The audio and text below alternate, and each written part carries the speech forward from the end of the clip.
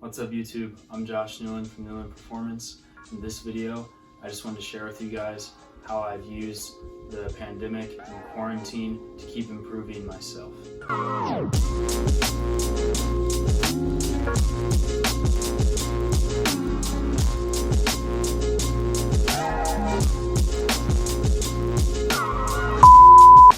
Alright, so first of all, I don't want to lighten this situation in any way. It's a very tough situation, and I myself haven't had to experience things other people have had to go through. Millions, hundreds of thousands of people have lost their jobs, have lost loved ones, have been putting themselves at risk every day since this started for our own good, and have had to make much bigger sacrifices than I have. My point in just making this video is just I want to show people and share my own examples that don't let the circumstances, the situations define you. Let your actions define you. And remember that someone always will have it better than you, and someone always will have it worse than you. Take advantage of the blessings, opportunities that you have in your own life. So first of all, before I get into all the things I've been doing, been taking advantage of, that have been helping me, there have been some things, obviously, that have sucked about this. First of all, we're supposed to have a spring season. We're supposed to train as a team, scrimmage some other teams in Texas.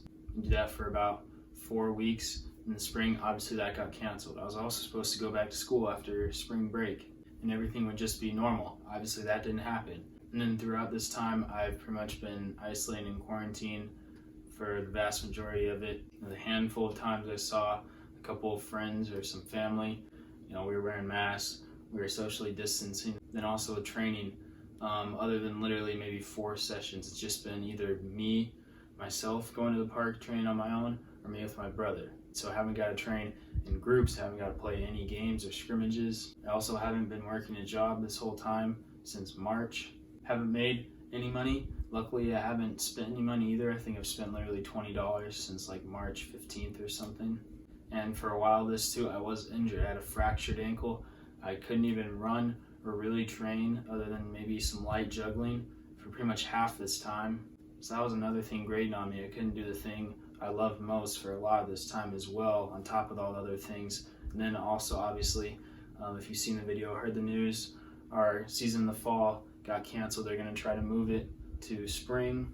So again, the point of this video is to see the positive, but I'm not just going to ignore the negative, the things that happen. And like I also said, these are very small sacrifices compared to what other people have gone through and are doing right now. But with that said, what have I been doing? How am I improving every day in multiple areas? For a few months now, I've been training back to full time. I've been learning a new language. I've been reading more. I've been putting more time into YouTube, social media, creating content for you guys. With my training now, I go to the park or train on my own 6 days a week, typically for like 2 hours each session.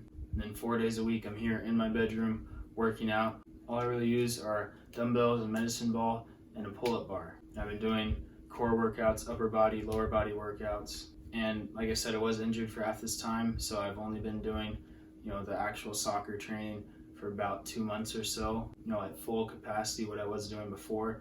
I actually made a video on how I stayed in shape while I was injured in quarantine, if you want to check that out. But those things only take up about 4 hours of my day on average, and that's what I see the most people doing, is still working out, training. How else do I stay at least fairly busy and get stuff done? Well, if you've been following my channel, paying attention, seeing a few vlogs or things, you know that I've been trying to learn Spanish for a while. Yo empecé a aprender español hace 4 meses. So I started learning Spanish about 4 months ago, like the end of February, I think, and I just started on Duolingo doing a few lessons. Now I have like a 142-day streak or something on Duolingo. I've also been using a flashcard program on my computer to help me learn some more vocab. That's something I've done every day for about 30 minutes to an hour. And I've taken classes in the past, I just never stuck with it.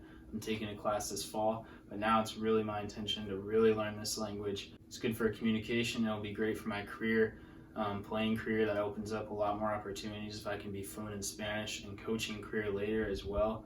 That's going to help a whole lot. And it's just something I can do to keep myself occupied, to feel good mentally, like I'm learning something every day, not just stuck in the same thing. And it's a good challenge for myself as well. All right, so what else? That's still only like an extra hour a day. what else they've been doing. These are all the books I've read since the pandemic hit hard. That's 6 books right there. First one, YouTube Secrets, explains itself, teaches you different strategies, talks to you about making money, all those different things about social media and specifically YouTube. Very valuable book. Next one, Relentless by Tim Grover. He trained Kobe, Michael Jordan, Dwayne Wade, lots of very elite basketball players. And he just describes the traits that all of the athletes and people he's seen that he thinks of as unstoppable. It's kind of like sports psychology-ish. After that, I started reading Rising Out of Hatred. It's about a white nationalist who, when he went to college, he realized his beliefs were wrong, hateful, and harmful through people that befriended him at his school. So that was a very interesting, very good read, and something a little different from a lot of the other books. While I was reading that, I was also reading Outliers. This one examines a lot of different successful people, uses their examples, their stories. The main point is that you don't succeed on your own. Then these last 2 books I actually just finished yesterday. This one is same kind of different as me. It's about a black homeless man, and then he meets a white, rich, international art dealer, and about the art dealer's wife and how all of their faith in God and how they learn to trust each other, respect each other, even though they had so different of backgrounds. This one, or another really good read I would suggest a lot of people read. And while I was reading that, I was also reading The Power of Habit. This one's very scientific. It breaks down, that like 40% of the things you do every day are habits. It breaks down what makes up a habit and how to change habits, and how doing so, how understanding how habits work can even help you defeat your worst addictions. So I think all of these are very good reads. I just think reading in general is good for, again, learning your language better, learning some new vocab, just keeping your mind sharp. Really, I just started to get my eyes off my phone or my computer. And I can't just stay on that all day. I'll get a really bad headache. So that's just another way to get off the screen as well. And then finally, most obvious, I've been able to put a lot more time into YouTube, creating content, posting more. Since I've been home every single week, 2 videos every week. And if I was at school, or if I could work this summer or do other things, it would be much harder to do that. Now I've been on a good roll. I've been growing a lot. We recently passed 500 subscribers. My Instagram, Twitter, TikTok, I've been able to post pretty much every day, every other day, really consistently, really frequently. And I know for sure I wouldn't have been able to do as much of what I'm doing or do it as fast, efficiently, if this hadn't all happened. I've also got to help a lot of people personally that have commented or DM'd me about things and help them with their recruiting process, with answer their questions. I have also made a little bit of time to have fun here and there. I got my SMGs, Platinum, and Modern Warfare. Still give myself a little bit of time, work on my FIFA Ultimate Team, scroll through some TikToks a little bit.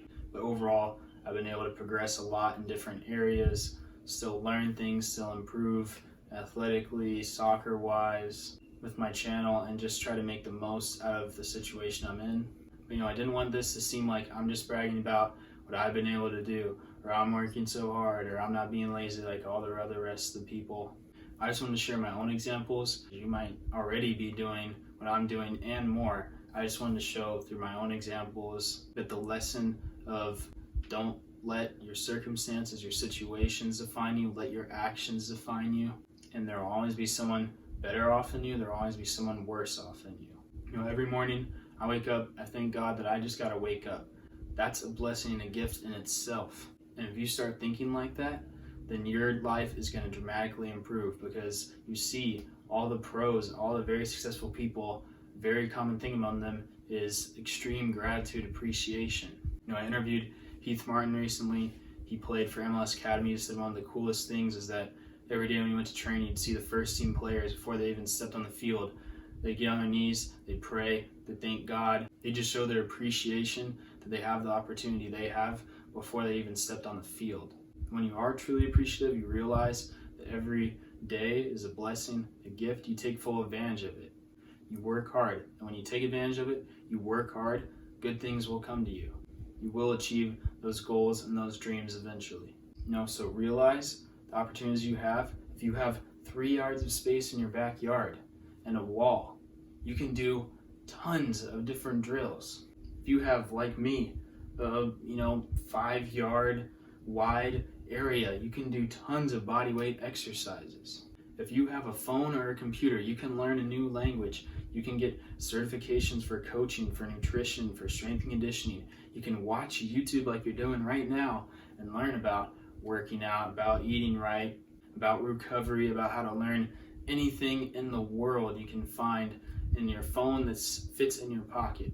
Take advantage of the opportunities that are in front of you, because when opportunities are taken away, there are new opportunities that open up. Just like this pandemic. I haven't got to play, haven't got to train, I haven't got to work, but look at the other things I've got to learn and improve on in my own life. And I know that a lot of people are doing the same things. I've been really inspired watching a lot of people's videos, seeing other people's stories, what they've been doing during this time. It is really cool to see other people taking full advantage of what they have as well. But thank you guys for watching. I appreciate all the support. Comment down below what your quarantine schedule looks like, what you've been doing during this pandemic to stay in shape, to learn new things, whatever it is. I'm really interested to hear. And like I mentioned, if you have any questions about recruiting, comment on any video, whether it's about recruiting or not, or DM me. I reply to every comment, I reply to every DM. Try to help you guys as much as I can and as quick as I can. So whatever questions you have, always ask. This is the reason I made this channel. I want to help people, and most of my knowledge, expertise, experiences is through college soccer in specific. So if you have any questions, don't hesitate to ask me. But thank you all again, and I'll see you on the next one.